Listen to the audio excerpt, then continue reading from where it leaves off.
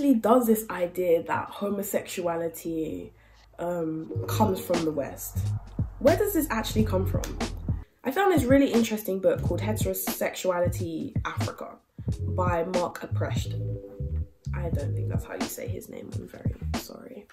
But this is what it says, right? So, in his book, he suggests that the idea of homosexuality in Africa not being a thing is because homosexuality is associated with advanced civilizations. And to the West, Africa was deemed as too primitive, too simple, and its people too close to nature for homosexuality to even be a thing. And so they would not be able to exhibit this type of behavior because it was believed to be at a much higher level cognition than Africans had. So then when these same-sex intimacies and attractions happened, we see it being recorded by Westerners who went to Africa. So it's not as if these things didn't happen, they did.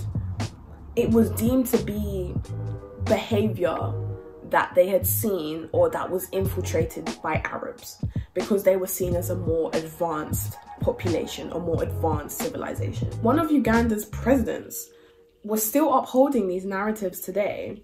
In one of his speeches, he said, "The African church is the only one that is still standing against homosexuality.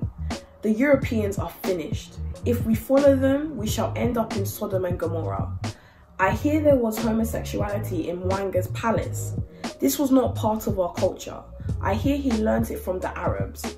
But the martyrs refused their falsehoods and went for the truth, which is why we are honouring them today."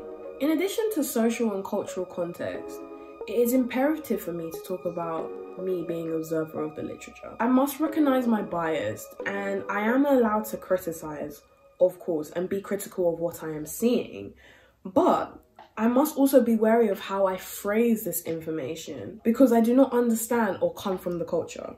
For example, I do not come from East African descent. My family and where they originate from is West Africa, Ghana specifically. Secondly, I was brought up in the West and my understanding of sexual identities comes from a Western standpoint. Mwanga's intimacies with men may not have been seen as homosexuality. For example, when we looked at gender and language, we can see that there is a juxtaposition between the biological characteristics of an individual and the gender and language that is used at the time of Ugandans in the 19th century. Therefore, it's very imperative for me to be careful about the language I use, specifically when talking about what happened, because I am not of the know of the culture and instead I am just reading the literature.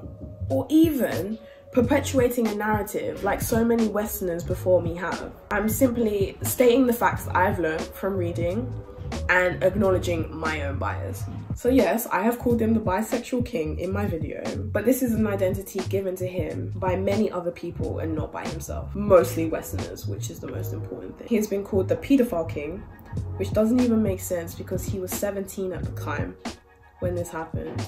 And most of the individuals that he engaged with were older than him or around the same age, an African savage and a Muslim convert. I will not do the same here. Instead, the point of this video is to get people to see that intimacies amongst same-sex individuals have been going on for a very long time, long before the West had an influence on African culture. And as I make more videos on our history, we will look more into this.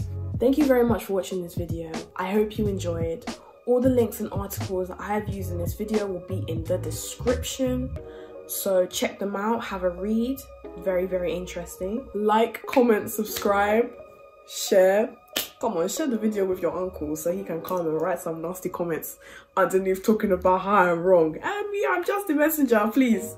Don't shoot. But anyway, I hope you enjoyed. I hope you learned something. Stay tuned for the next one. Thanks.